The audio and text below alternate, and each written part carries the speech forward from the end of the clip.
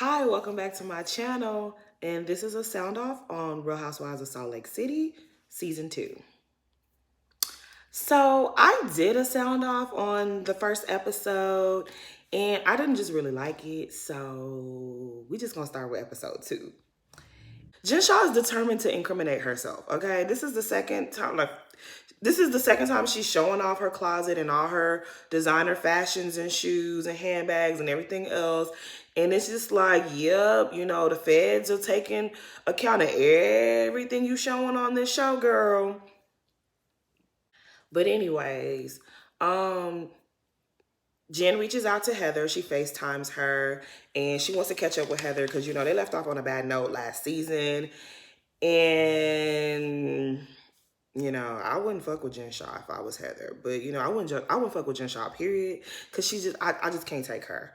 But Heather is a sweet girl. She's a nice girl, and she really saw Jen as her friend, so she's going to, I guess, they gonna meet up.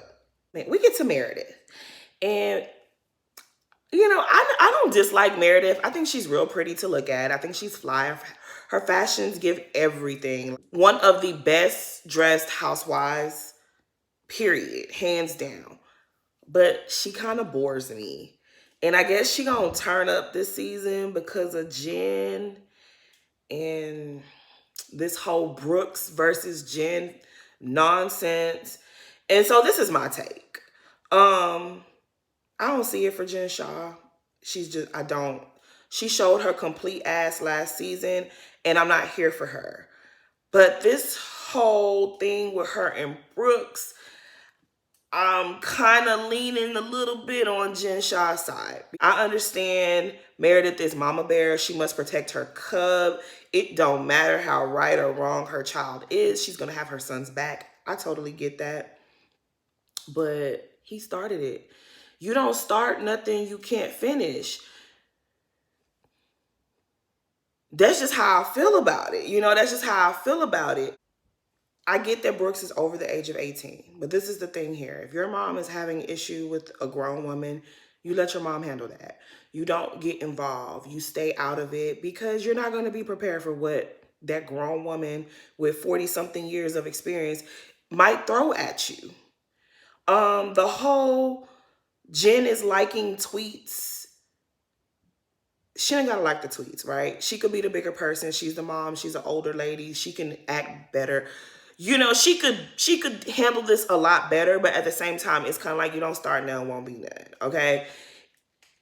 The same way that, from what I remember, Brooks was liking tweets about Jen as well. So I really hope that this is not all that Meredith is bringing this season, because I already think she's boring. Like, I don't want to dislike her. I get that you have your son's back, and I feel like if you tell her how you feel, you curse her out, y'all hash it out. I hope this is not the whole season, because at the end of the day, Brooks was out of line. He was out of line. He did not have to do all what he did. He didn't have to talk about that woman's vagina. He was liking and retweeting shit too. So I'm just really trying to understand what's really going on here. Me, myself, I used to be a little Reginae Carter myself, okay? I did. By Reginae Carter, I mean Lil Wayne's daughter. Like, I would buck for my mom. If somebody said something about my mom, it was like, what did you say? Like, I used to be the same way. And my mom used to step on my brakes and be like, little girl, I got this. You stay in a child's place and I'll handle this. And I used to get mad, like, why, huffing and puffing, why, da da da da. And you learn that, you know what? You should let your mom handle her situation with other grown people. You stay in a child's place. You stay out of grown folks' business, because you can get your feelings really hurt. If you don't know about Reginae, go check out Reginae. Search Reginae and Kaya, and then you'll see what I'm talking about. Stay out of grown folks' business. Let your grown mama handle her beefs. That's it, and that's all. Y'all saw what happened to Brielle when she was coming for Kenya and coming for Nene. And you saw how they wrapped her up. And we haven't heard from Brielle since. Don't be a Brielle. Don't do that. Brooks, y'all not ready for these seasoned women and their reads. Stay out of grown folks' business and you won't get your feelings hurt. It's really that simple. But it's really looking like Meredith is going to use Jen as her storyline, just like how Jen was using Mary Cosby as hers last season. It's given that. So they're showing Mary, and she's like in her son's room inspecting and making sure, whatever, getting on his nerves. And I feel bad for her. I don't know why. I feel sad when they show Mary. Like, she just seems really lonely. I don't know. But I really like Mary. When I started watching Salt Lake City last season, first of all, I was never trying to watch Salt Lake City last season. The only reason I tuned in was to find out about this Mary Cosby that married her grandpappy. I was like, I have to understand this situation. And we in season 2, and I'm not really giving it my approval, but I feel like I understand it. After the reunion, I understood it a little bit better. Because he's not really like her grandfather. He's a younger guy. The whole, I'm not going to try to understand their situation. Mary, you could tell she's a little weird. She's a little strange. I think the husband was a little strange. I think probably the town and the area that they live in probably viewed their whole family as a little bit weird, because he was this young guy married to this older lady, and he didn't have kids. This lady died and left him. And I just feel like they're two oddballs that just decided to come together and enjoy their wealth. That's really all I don't know. That's where my understanding, I don't know. I'm not going to try to understand it past that. It is what it is. It makes for good TV though. I'm not going to try to understand the situation. I'm just going to appreciate the crazy that is Mary Cosby, because when I say I really enjoy her on this show, I really do. Lisa and Jenny, they link up and they're going over to Jen Shah's house, and I like Jenny. I like her. She seems, I think I'm gonna like her. I don't want to speak too soon. I don't do the whole pre-standing Housewives thing, but so far I think I like her. But yeah, they go over to her house, and Lisa was not my favorite last season.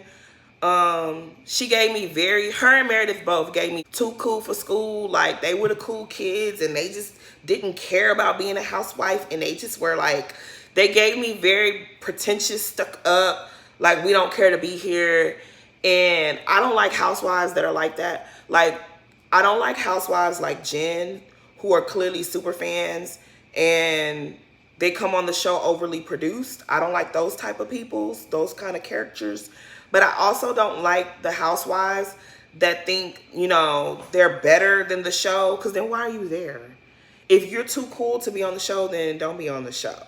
And I feel like Lisa got a clue, like she bought a clue between last season, and by the reunion, Lisa started to realize, like, I think how she was coming off was very ice queen, and it was just not working for her. So we're seeing a little bit of a more light-hearted Lisa, friendly, and I'm here for it. I think I'm gonna give Lisa a second chance, because last season I wasn't here for her at all. But I'm liking her this season. Now, her friendship with Jen Shah is another story, but I mean, who can't stop the lady from being friends with the girl? It is what it is. Jen, Lisa, and Jenny are sitting down, and Lisa brings up this whole Brooks things again, and she's like, Meredith is really hurt. You hurt her family. She wants an apology. And they show the montage of Jen apologizing to Meredith 101 times. And she did apologize to Meredith. And like I said, I don't blame Meredith for being upset. You can't go around messing with people's kids. People don't like that. But also, the kids shouldn't mess with you. They shouldn't. Don't mess with me. Don't start none, won't be none. And if I remember correctly, the pettiness on social media was on both sides. So I just don't know. Like, my whole thing is with Brooks, if I'm Brooks, wouldn't I block anything dealing with Jen Shah? Like, why do you know about all the tweets that she liked and retweeted? Like, why do you know that? That's number one. Number two, she should not be retweeting rude stuff about that boy. She shouldn't be doing that. That's not cool.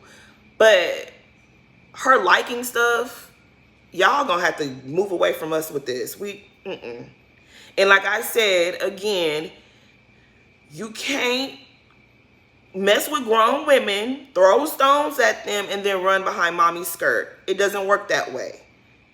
That lady, I don't think she's even thinking about you like that, Brooks. Like, she really isn't. But if she's retweeting stuff about him, she need to cut that out. Because she got bigger fish to fry. We know she ain't retweeting shit right now. She trying to make sure she keeps her freedom. She ain't... Somebody told me a long time ago, you know, when people are giving you trouble, what you do is you pray for them to find some business so that they could forget about you. And if that's what they did with Jen, God answered them prayers, because she ain't been more thinking about you no more, Brooks or Meredith. But Jen just lets Lisa know, like, girl, I done apologize. I'm tired of apologizing. It's too much. And Lisa just trying to make everybody be cool. Like, girl, just apologize again. We already know this is not going to go. We already know this ain't going to go well. So Whitney and Heather go shopping, and they were my faves last year. I like me some Whitney and Heather, and I like them. The only thing that's making me a little iffy about them is, like, you know, the people were saying that they racist, and I just don't want to believe that, because I really enjoyed them last season. But, you know, Whitney did have one of her friends that was on the show last season was at that January 6th situation at the Capitol. I don't know. But I'm just gonna be like, you know, Jen and Whitney and Heather, those was my girls last season. And I just really hope that y'all not playing in our face, you know. But moving on. They're shopping, and Heather, one big boob sis to the next. You gotta cut it out with the turtlenecks. The turtlenecks are not helping you, sis. Like, I know you got some big things. You got some big, you know, coconuts up there. And you probably think that they need to be covered and smothered. They don't always got to be smothered, sis. You could do a V-neck. You could do halter. You could switch it up sometimes. I know y'all in the freezing cold, but you could switch it up sometimes, Whitney. I mean, not Whitney, Heather. You could switch it up sometimes, Heather. You don't have to be turtleneck every day. I know they got other selections, babe. Like, come on. The turtlenecks gotta stop. We need you to see you in more than just turtlenecks. Anyways, Heather tells Whitney, like, guess who FaceTimed me? Jen Shah. Oh, yeah, she did. And Whitney just giving her the little stank attitude, like, yeah, I bet she did. What's good with her?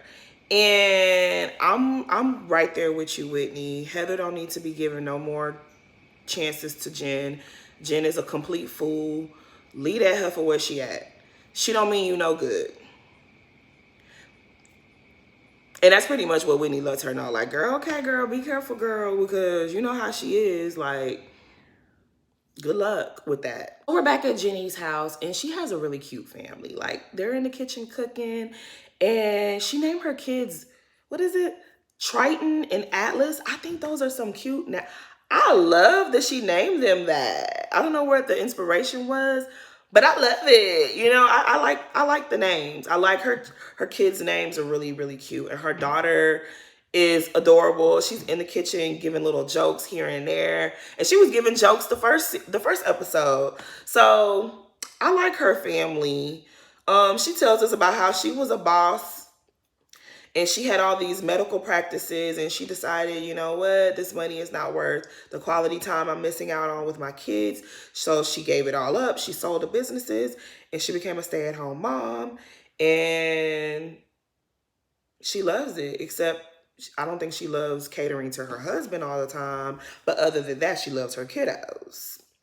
So they're eating and whatever, and the husband just decides to throw her, a curveball and say to the family, what about a new baby?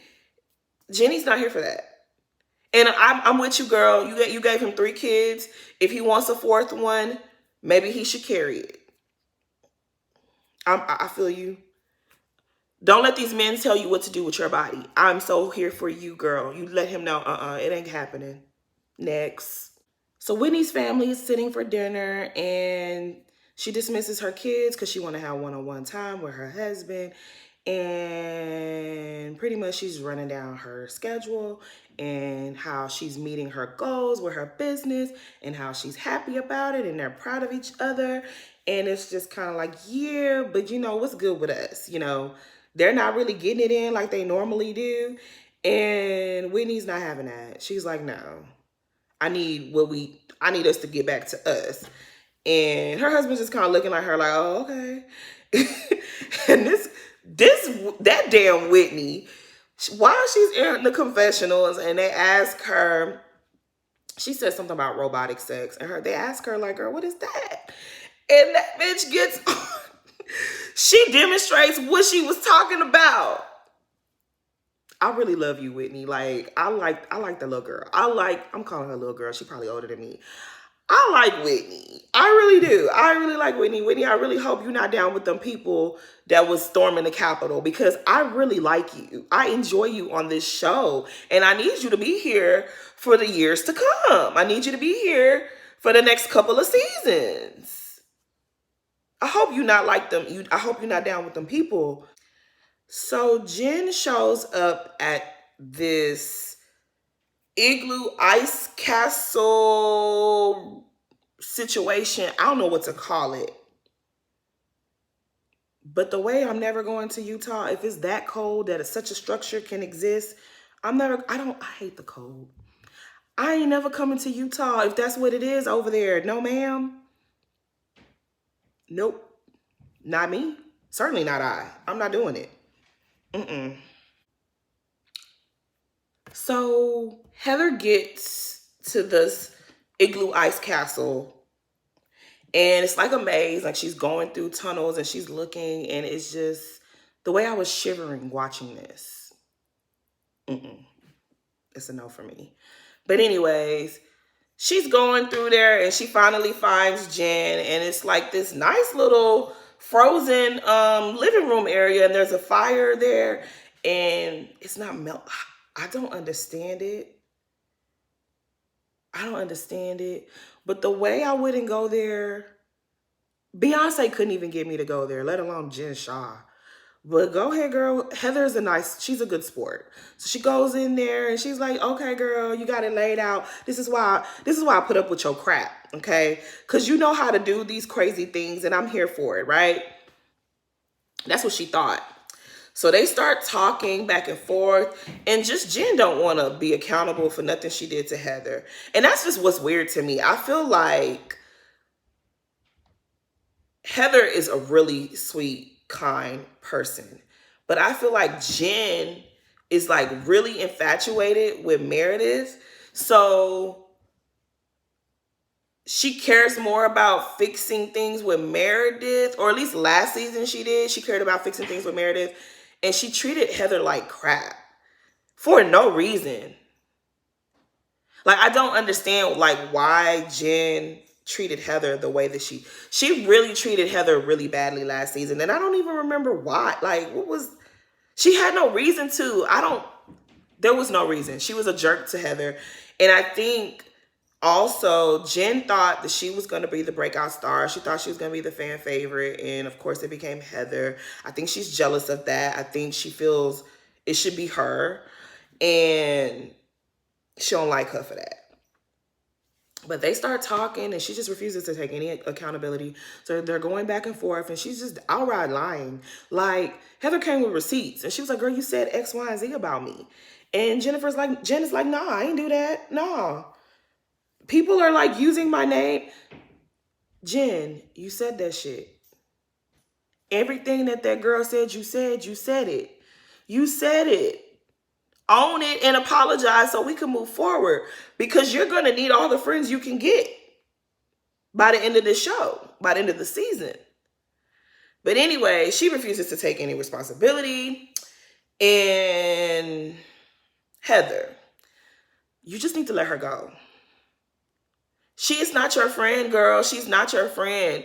She not wrapped too tight in the head. Like, it seemed like she's a little, I was starting to look at her a little different, right? Because we know that she was grieving her father last season, and we know she was going through some things and she needed some help, right? But the way season 1 Crazy Jen was coming out during this conversation with Heather lets me know that the girl is just nuts. You just need to be cordial while y'all are filming group events, but this girl is not your friend. You can't trust her. Don't share no information with her. Homegirl is not your friend. You just need to accept that. You got Whitney, you got Meredith, you got Crazy Mary. Be good with them. Leave Jen alone. Jen is not right. Jen really was sitting up there calling you. She said that. She said that you was racist. I saw that online. She definitely said that. And then she gonna get down to the show and lie. The way you need to stop wasting your time with this fool and let her be a fool over there in somebody else's circus. Heather, if you're gonna be a pushover, I'm not gonna be able to do you. I'm really not. Like, come on. Snap out of it, sis. Snap out of it. Anyways, that is my sound off for the Real Housewives of Salt Lake City. Thanks for watching. Please like, comment, and subscribe.